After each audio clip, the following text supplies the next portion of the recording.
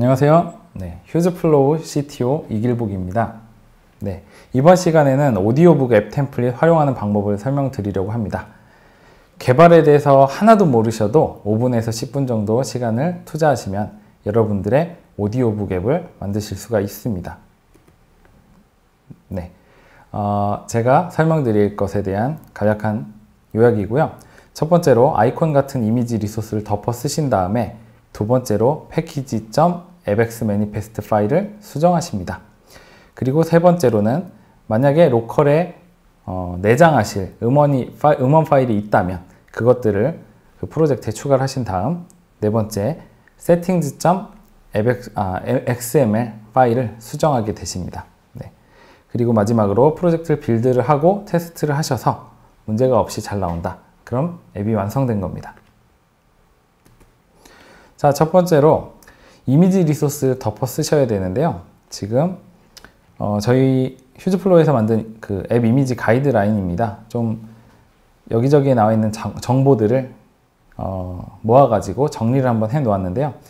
여기서 파일 네임 컬럼에 있는 이 이름들이 아주 중요합니다. 이미 존재하는 이 파일들이 프로젝트에 있고요.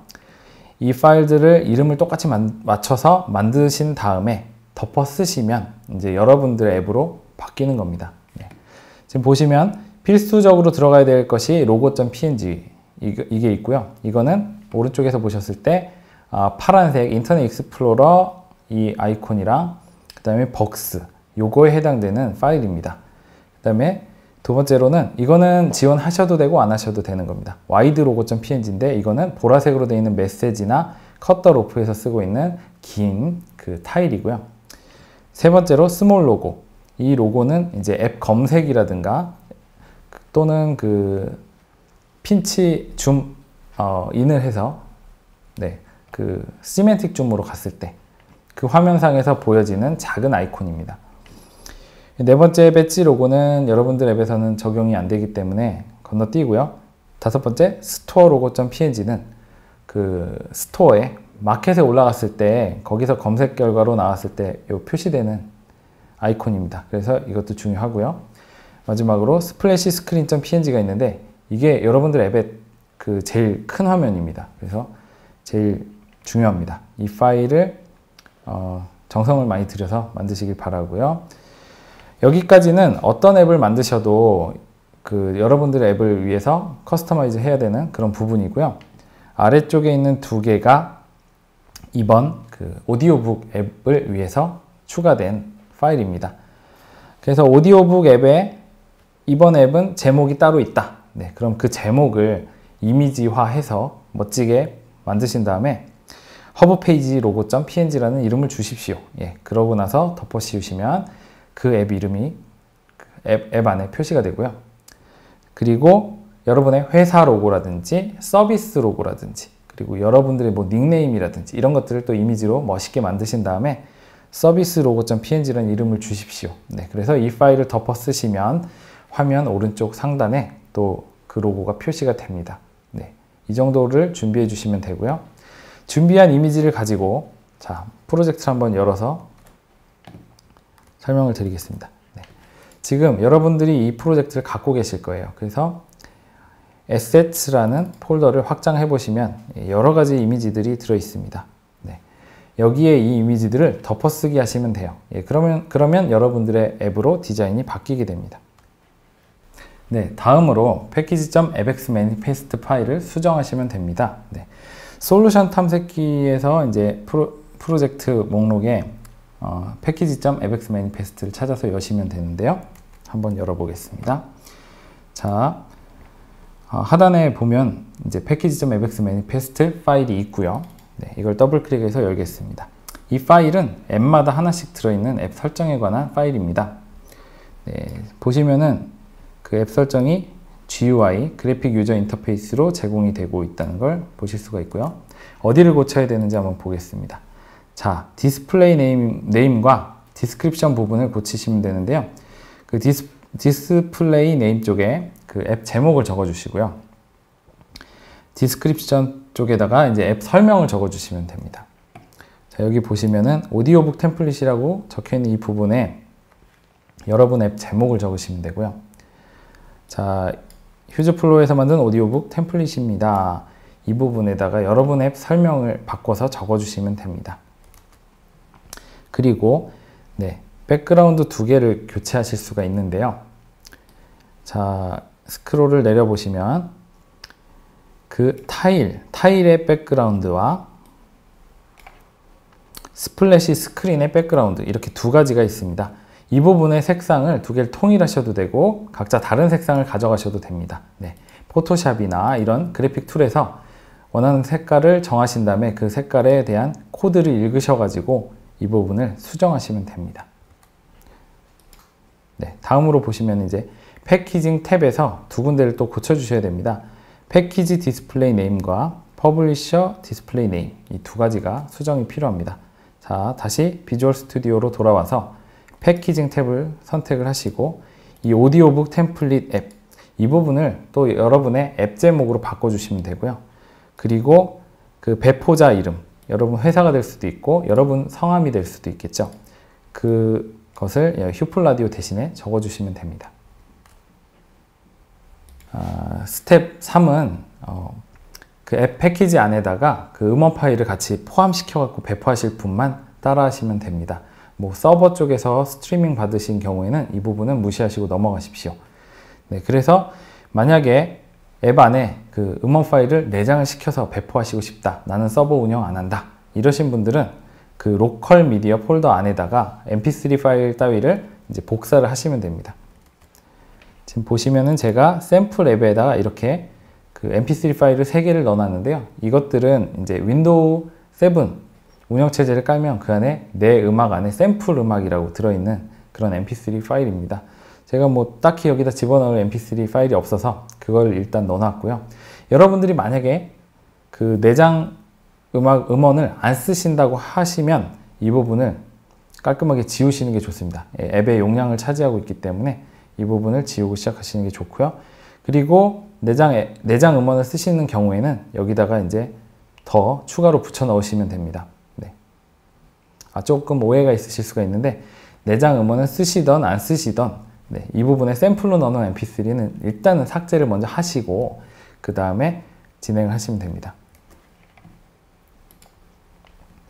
자, 마지막으로 이제 settings.xml 파일을 수정을 하시면 됩니다. 네, 솔루션 탐색기에서 assets 폴더 안에 settings.xml 파일을 여십시오. 네, 이렇게 열었죠. 대단히 직관적으로 알아보기 쉽게 프로퍼티나 뭐 엘리먼트 이름이 되어 있기 때문에 제가 준비해 드린 뭐 설명서를 읽지 않으셔도 바로 수정이 가능하실 것 같아요. 그래도 혹시나 해서 한번 설명을 드리도록 하겠습니다.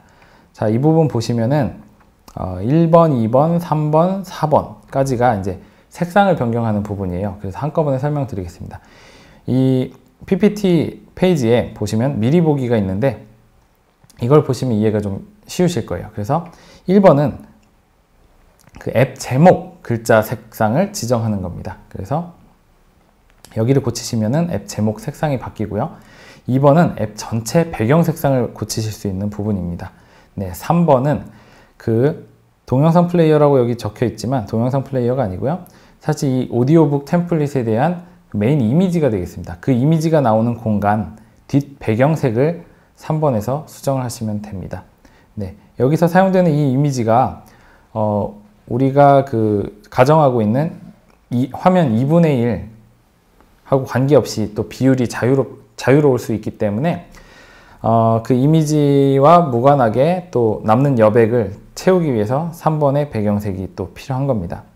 그리고 재생 목록의 글자 색상 이걸 4번에서 수정을 해주시면 됩니다. 네, 여기까지가 색상에 관한 그 사용자 정의 변경이었고요. 그리고 5번은 북 인포 URL이라고 해서 여러분들이 제공하려고 하는 그 URL이 서버에 있다. 예, 서버에서 존재하는 API를 호출하겠다. 그러면 그 주소를 이 부분에 써 주십시오. 예, 써 주시고 그 API에 반한 포맷에 대해서는 저 뒤쪽에 또 설명을 하고 있습니다. 자, 이 부분 넘어가겠고요. 그리고 6번을 보시면 그 개인정보 취급 방침에 대한 설명입니다. 그래서 여러분들 뭐 아무 블로그 서비스나 무료 블로그 서비스 가입하신 다음에 제가 여기 샘플로 제공하는 URL 들어가 보셔갖고 똑같은 내용을 그런 블로그에다가 작성을 하나 해 놓으시면 돼요. 그래서 그 URL을 여기다 넣으시면 되고요. 개인정보 취급 방침 해서 뭐 나는 여러분들이 어떻게 사용하는지에 대해서 개인정보를 뭐 저장을 하지 않는다, 이런 것들에 대해서 명문화를 해주시면 됩니다. 이 부분은 인터넷을 사용하는 앱이라면 필수 항목입니다. 이 부분을 넣지 않으면 앱 심사에서 100% 탈락합니다. 그러니까 아주 주의를 해주시고요. 그리고 7번 같은 경우는 제가 좀 범용으로 사용하실 수 있게 적어 놓은 부분입니다. 그렇기 때문에 크게 수정하지 않으시고 그냥 사용하셔도 될 것 같고요. 그리고 8번 부분은 아까 5번을 지원하지 않으시는 분에 한해서 8번 부분을 여기서 작성을 해주시면 됩니다. 그래서 크게는 서버를 통해서 음원을 제공하시는 경우는 5번이 값이 설정이 되어야 되고요. 그 다음에 내장되어 있는 mp3 파일이라든가 WMA 파일 가지고 재생을 하시겠다 하시는 분들은 8번 쪽에 수정을 하셔야 됩니다. 네. 자, 그래서 처음으로 이제 내장 음원을 지원하는 경우 어떻게 수정을 해야 되는지 이 8번 부분을 확장을 해서 한번 보겠습니다. 네. 자, 북인포라고 해서 이 전체 오디오 파일들을 한 세트로 봤을 때 얘네들을 설명하는 그런 부분입니다. 그래서 어떤 오디오북을 여러분들이 제공하실 수 있을지는 모르겠지만 그 오디오북의 제목을 1번에서 수정을 해주시면 되고요. 네, 두 번째 거는 지금은 여기서 제가 기본 북 표지로, 기본 책 표지로 내장시켜 놓은 이미지가 있어서 그 이미지의 경로를 2번에서 쓰고 있습니다만 뭐 서버에서 가지고 오신다거나 아니면 다른 파일이 된다거나 하면 2번을 수정해 주시면 됩니다. 네, 그리고 그 오디오북에 대한 저자를 3번에 적어 주시고 그 다음에 그 출판사라든지 배포하고 있는 기관이 있으면 그 기관명을 4번에 수정을 해 주시면 됩니다. 그리고 전체 길이를 5번에 표시를 해 주시고, 네, 6번은 뭐 어떤 분류가 있다, 네, SF, 추리물이다, 뭐 이런 분류가 있으시면 6번을 수정해 주시면 됩니다. 그리고 만약에 이 오디오북 더빙에 참여한 성우 이름을 적고 싶으시다 그러면 7번을 수정해 주시면 됩니다. 그리고 오디오북에 대한 간략한 줄거리는 8번에다 수정을 해 주시면 됩니다. 네. 그리고 9번은 조금 더 자세하게 다음 페이지에서 소개를 시켜 드릴 거고요. 여기 1, 2, 3, 4번에 해당하는 그 UI상의 표현은 이 미리 보기 이미지를 한번 살펴보시면 될 것 같습니다. 자, 이제 마지막으로 오디오 파일에 대한 설명인데요. 네. 오디오 파일즈라는 엘리먼트 안에다가 제공하시는 음원 개수만큼 이 미디어라는 엘리먼트를 채워 넣으시면 되는데요. 자, 한번 보시면은 이 안에서 엘리먼트와 엘리먼트를 구분하기 위한 이 inID라는 게 있어서요. 이 부분에다가 고유 숫자를 입력을 하시면 되고요. 네, 그리고 URL이라는 주소가 있어서 이 부분에다가 그 음원 파일에 이름을 적어 주시면 됩니다. 네, 아까 로컬 미디어 폴더 안에 넣어 놓으신 그 음원 파일들이 되겠죠. 네, 그리고 마지막으로 타이틀 부분에다가 그 음원의 제목을 적어 주시면 됩니다. 그래서 저 같은 경우에는 샘플 프로젝트의 3개를 지금 지원하고 있기 때문에 이쪽에 미디어 엘리먼트가 지금 하나, 둘, 3개가 표현되고 있습니다. 여러분들은 제공하시는 음원 개수만큼 이 부분을 채워주시면 됩니다. 그리고 만약에 내장 음원이 아니라 그 서버에 있는 음원을 지원하시는 경우에 이런 식으로 지원하시면 되는데요. 지금 방금 전에 설명드렸던 그 북인포랑 크게 다르지 않습니다. 포맷이. 그래서 API를 호출을 하면 이런 반환을 해주시면 됩니다. 1번에 그 오디오북의 제목, 2번에 그 오디오북 책 표지에 해당하는 메인 이미지, 주소, 그리고 3번에 그 저자, 네, 저작권자일 수도 있겠죠. 표시를 해주시고 4번에는 출판사나 배포자 이름, 그리고 5번에 이 총 음원이 얼마나 긴지, 네, 그 길이를 표시해 주시고요. 6번에는 카테고리가 되겠고요. 7번에는 이제 녹음에 참여한 성우가 있다거나 하면 여기에 표시해 주시면 되고, 8번은 줄거리, 네, 9번은 아까 설명드린 대로 그 음원의 개수만큼 미디어 엘리먼트를 반복해서 출력을 해주시면 됩니다.